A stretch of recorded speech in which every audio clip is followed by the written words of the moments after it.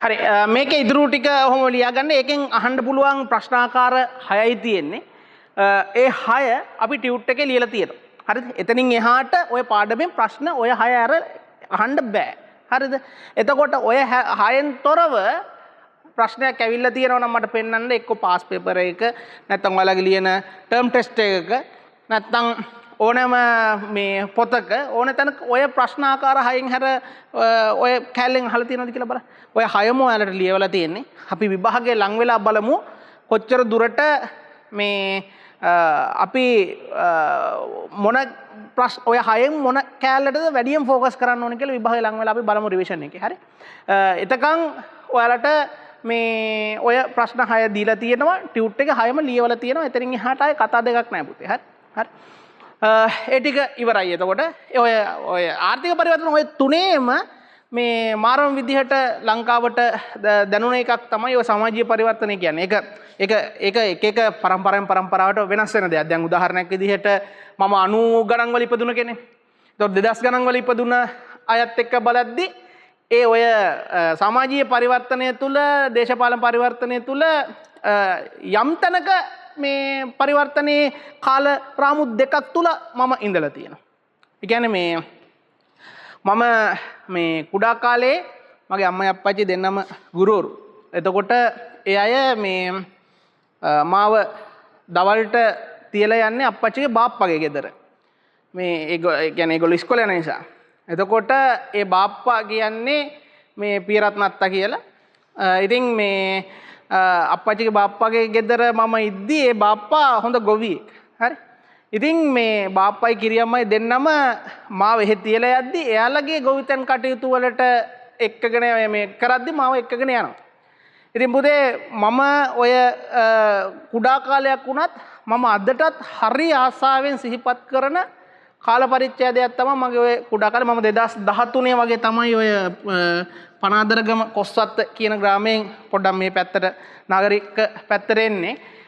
නැත්තම් ඊටාම ලස්සන සුන්දර කාලයක් තමයි ඔය ගම ඇතුලේ ගෙවුනේ. ඒ කියන්නේ මට වැඩිය හොඳ ළමා කාලයක් එතනින් මෙහා හිටපු අයට ඇවිල්ලා තියෙනවා. මම කියන්නේ මගේ අත්දැකීම. ඉතින් ඒකත් එක්ක මට ඔයාලගේ කාලේ වගේ නෙවෙයි මගේ කාලේ මම දැක්කා හරක්ගෙන් හාන අත්දැකීම් මට තිබ්බා.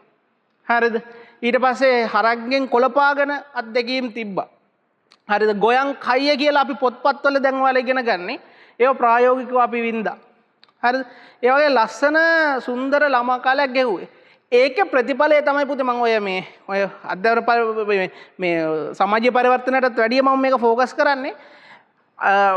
ඒ ගොවියෝ කොච්චර අමාරුවෙන් මේ අපි කන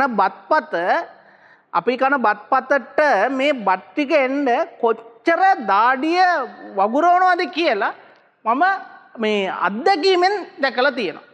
ප්‍රායෝගිකව මම දැකලා තියෙනවා.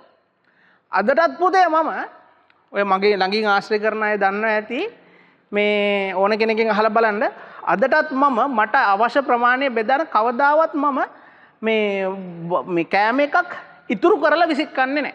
ගොඩක් දුරට. හරිද? ඒ හේතුව තමයි මට ඇති ප්‍රමාණය මම බෙදා ගන්නවා. කෑමයක් මේ ඉවර වෙන්නම කාලා තමයි මම ඉවත් කරන්නේ මට ඇති වෙන ප්‍රමාණය. මොකද මට මතක් වෙනවා ඒ බත්පත එතෙන්ට එන්න අර ගොවිය කොච්චර මහන්සියක් වෙනවද කියලා. හරිද? කොච්චර දහඩිය මාංශයෙන්ද ඒක කරන්න කියලා. ඔය පුතේ මේ ඔය නියර රහින එකේ ඉඳන් ඔය කුඹුරු වල නියර රහින එකේ ඉඳන් අවසානයේ තමන්ගේ ගෙදරට වී ගෝණි ටික ගේන තැනට වෙනකම්ම පුදුමාකාර මහන්සියක් එයාය වෙනවා. හරි. ඉතින් මේ ඒක දැක්කහම කෙනෙක්ට තමන්ගේ බත්පත විසිකන්න හිතෙන්නේ නැහැ. කෙනෙක්ගේ බඩගින්න තේරෙනවා. හරිද? ඔය අලුතෙන් අධ්‍යාපන ප්‍රතිසංස්කරණ කියලා ඊටම හොඳයි මේවා කරන එක. මං කියන්නේ මෙන්න මේ වගේ දේවලුත් මේ අධ්‍යාපන ප්‍රතිසංස්කරණ වලට එකතු කරන්න ඕනේ. එතකොට තමයි සංවේදී මිනිසුන් බිහි වෙන්නේ. හරි. නෑ මේ අනේ ඔය කතාව මේ කීප දෙනෙක් මට ඔන්ලයින් ක්ලාස් එකෙත් ඉන්නවා මේ ට්‍රින්කෝ වල නේද? ට්‍රින්කෝ වල පුතෙක් ඉන්නවා.